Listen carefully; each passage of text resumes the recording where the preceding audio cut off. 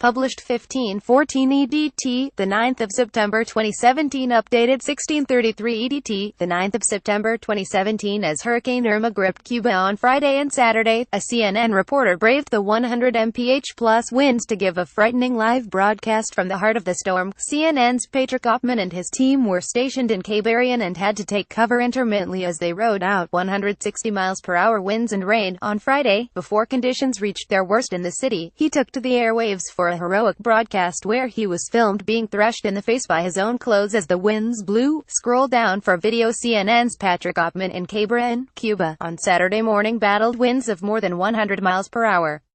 He had to retreat inside shortly after this broadcast on Friday night. He was forced to retreat into a house with his camera crew to take shelter.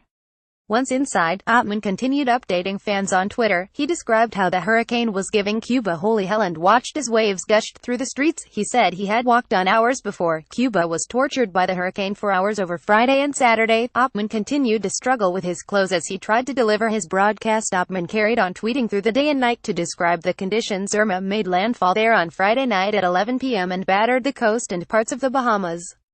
It finally began moving away from the island nation on Saturday afternoon and is now on track to hit the Florida Keys later on Saturday night. Then, it will barrel up the southwest coast of Florida before making a direct hit on Tampa on Monday. The East Coast has been given a sudden lifeline by its change of course, but people are still being warned to take the storm seriously. Storm surges will see water in parts of Miami rise up to 10 feet.